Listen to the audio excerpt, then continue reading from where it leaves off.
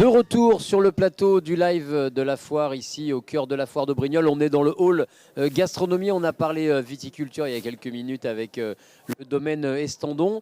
On change de région et on retrouve Pascal du Champagne Veuve d'Ousseau en provenance du département de l'Aube. Bonjour Pascal, merci de venir nous rejoindre. Le Champagne Veuve d'Ousseau, au cœur de l'Aube, présentez-nous un petit peu la fiche d'identité du domaine. Alors bonjour. Moi, je suis Pascal Dousseau, donc du domaine Veuve d'Ousseau, Champagne de l'Aube, bien sûr. Alors, on est propriétaires, récoltants, manipulateurs. C'est notre champagne, on le fait de A à Z. Ça, c'est important. On a un produit très élaboré et on a un super caviste, c'est vrai, qui nous fait un produit au top. Régulier, des années, les millésimes, on nous fait. C'est le top du top, voilà. Bien sûr, si vous voulez déguster, vous êtes les bienvenus, aucun problème. La dégustation est bien sûr gratuite, donc aucun problème non plus. Voilà. Donc le nom Veuve d'Ousseau, c'est l'arrière-grand-mère. Pourquoi Eh oui, c'est ça. J'allais vous demander pourquoi il y a beaucoup de veuves dans le Champagne, dans l'Aube. Enfin, ça vient d'où cette tradition de baptiser les domaines du nom d'une veuve? Alors bien sûr, tous les clients disaient ouais, ils ont tous des veuves. Je dis non, chez nous, c'est l'arrière-grand-mère. Elle s'appelait Veuve d'Ousseau. Et son prénom, c'est Ernestine. En plus, le millésime, c'est Ernestine, en sa mémoire, bien sûr. Et c'est elle qui a créé le champagne, qui a lancé le champagne. Elle a été veuve 2 fois. Bon, pas eu de chance, les viticulteurs, mais c'est elle qui a lancé la marque. Et depuis, ben voilà, la famille s'est regroupée. Et puis, il y a les oncles, les tantes. Moi, je suis le commercial, principalement le commercial. Donc, je vends le produit, je fais les vendanges, bien sûr. Mais le reste, c'est eux qui font. Ça ne peut pas être partout. Hein, ça se comprend bien. Veuve d'Ousseau, c'est une histoire de famille. Il y a plusieurs générations qui se sont succédées. Ben, c'est l'arrière-grand-mère. L'arrière-grand-mère, la marque a plus de 50 ans cette année. Donc, vous voyez, donc c'est pas une affaire d'hier. Et puis, tous les ans, bien sûr, on exploite 22 hectares. Donc, ça fait déjà un petit domaine quand même. Et on est propriétaire, surtout. Et surtout, je vous disais tout à l'heure, c'est qu'on est propriétaire, récoltant, manipulateur. Ça, c'est important. On fait de A à Z et le produit, c'est notre produit qu'on le fait. Et ça, c'est important. Alors, vous êtes venu avec quelle spécialité ici sur la foire de Brignoles? Ben, on vient avec notre gamme, bien sûr. On vient déjà avec notre produit phare, le Brut Tradition. Donc, c'est un champagne. Alors, un champagne chez nous a minimum 3 ans d'âge, bien sûr. Donc, c'est le Brut Tradition. Il est rond, il est sympa, il est fruité. Et on le met en entrée. C'est un cru qui a donc c'est 2 cépages, bien sûr. Il y a du pinot noir et du chardonnay, les coupages, la dose de sucre. Ça, c'est les secrets de famille. Ça, vous ne le saurez pas. Mais voilà, la base, c'est ça. Alors, comment se porte l'exploitation? Comment se porte le champagne en général? Il y a eu un gros coup d'arrêt. C'est vrai que la pandémie vous a fait du mal parce que le champagne, c'est associé à la fête, c'est associé à l'événementiel, c'est associé au mariage. C'est autant d'événements qui n'ont pas pu se tenir. Ça redémarre. Vous ressentez le redémarrage de la dynamique? Alors, nous, la chance qu'on a, c'est qu'on a une bonne clientèle. On travaille principalement en particulier, bien sûr restaurateur. On travaille très peu en grande surface. On ne vend pas aux centrales d'achat. Donc on a une clientèle assez proche. Donc techniquement, on a subi un peu moins de contre-coups. Il faut savoir que l'année dernière, au mois de novembre, on n'avait plus de champagne à vendre. Il faut le savoir, ça. C'est que nous, on n'avait plus de produits à travailler. Donc il fallait attendre les nouvelles rentrées de cuve pour pouvoir faire du champagne. Donc les vendanges, c'est à la fin de l'été, début de l'automne. Et vous nous disiez, donc ce champagne, avant d'être commercialisé, il y a 3 ans d'attente, il y a 3 ans de mise en bouteille? Alors le champagne, c'est minimum 3 ans. Bien sûr, il y a la récolte, on presse le raisin, on a le jus de raisin, on passe en cuve, on fait travailler, après on met les levures, après il passe en bouteille, on laisse reposer, après il y a le dégorgeage, puis après il y a en fonction.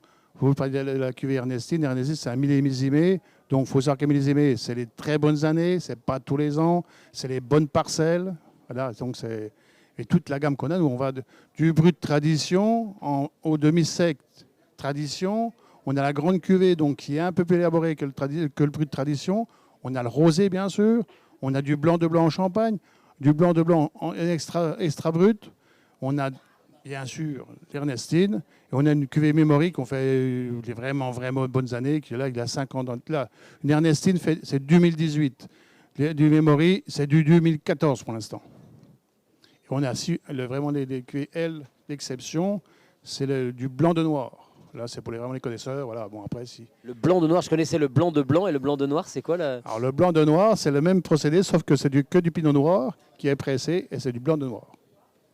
Et alors, cette cuvée Ernestine, qu'est-ce qu'elle a de particulier en termes de gustatif? Alors, déjà, Ernestine, je l'ai dit tout à l'heure, c'est des bonnes années.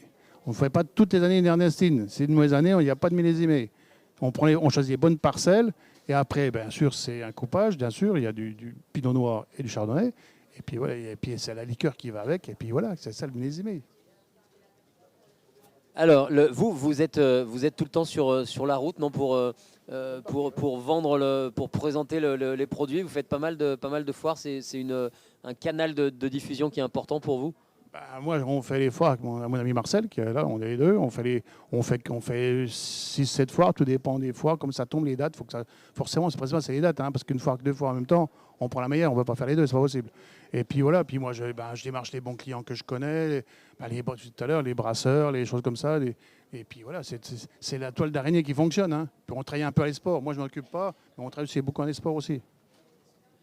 Votre cœur de cible, c'est le particulier, mais vous travaillez aussi un petit peu en restauration, en hôtellerie. On travaille bien sûr. Notre cœur de clientèle, c'est le particulier. Il faut dire ce qu'il y a, c'est le particulier. C'est ce qui permet d'avoir une clientèle fidèle. Comme on a un bon produit, ils reviennent tout seuls. C'est facile. Il y a un élément dans la famille, il y a un mariage, il y a un baptême. Ils appellent, ils veulent du champagne. Voilà. Et puis après, on travaille avec les restaurateurs, un peu avec les grossistes. On travaille très très peu en grande surface. En grande surface, on ne trouve quasiment jamais. Voilà, puis on n'a pas assez de. On l'a pour l'instant, j'ai l'année dernière, au mois de novembre, on n'avait plus de champagne à vendre. Vous, de tradition, vous en vouliez, on n'avait plus. C'est pas qu'on était en chez Loisa pour en vendre, nous on n'en a plus, on n'en fait plus. Fini. Alors ici à Brignoles, vous êtes au cœur de l'excellence du rosé, vous êtes au cœur du Var, le premier producteur mondial de rosé. Est-ce que le client varois est sensible au champagne, est sensible à la découverte? Parce que là, vous passez quand même, moi je vous vois hein, sur le stand, pas mal de temps à faire déguster bien sûr, mais aussi à expliquer la manière dont vous travaillez. Est-ce que le Varois est sensible au champagne? Je pense que le rosé, c'est vrai que le rosé la vend en poupe, hein, ça faut dire ce qu'il y a. Le rosé, c'est festif, ça sent, comme je dis dans les amis, on voit un rosé, ça sent les vacances. Le champagne, c'est la classe, j'ai peut-être dur avec vous, mais c'est un peu la classe au-dessus. Vous faites un rosé, il est très bon, mais un champagne, on a le preuve à côté, il y a les crustacés à côté. Bon, vous avez un blanc sec, c'était pas un rosé, c'était un blanc sec. Ils ont mis du champagne avec, c'était les rayons de soleil. D'accord, merci. Merci beaucoup. Voilà, enfin, après, il y a pas de bagarre voilà, entre le rosé et le champagne. Il y en a pour tout le monde. Et je sais que voilà, vous n'êtes jamais à plaindre. Au contraire, toujours avide de faire découvrir et de partager votre amour de votre produit et de votre savoir-faire avec les différents clients, les différents visiteurs de la foire. Merci Pascal d'être venu nous présenter le champagne Veuve Dousseau. Vous êtes là jusqu'à dimanche? Alors, je suis là jusqu'à dimanche, bien sûr. Et je répète, si quelqu'un veut déguster, il vient vers nous. Il n'y a aucun problème. Vous serez bien reçus. On vous fera déguster gratuitement. Et il n'y a pas de problème. Puis, merci de l'accueil. Hein. Puis merci. Et puis, le rosé, c'est très bien. Et puis, le champagne aussi. Donc, pas de problème. Rendez-vous jusqu'à dimanche ici au cœur du hall gastronomie avec Pascal du Champagne Veuve Dousseau. Nous, on va tourner une page de pub. On se retrouve dans quelques minutes sur les coups de 16h10 aux côtés de Sarah Tatouille. Ça sera la parenthèse sucrée de l'après-midi avec des gaufres au sirop d'érable, m'a-t-elle dit, sans doute avec le retour de Stéphane. Merci à vous. On tourne une page de pub. On se retrouve dans une vingtaine de minutes.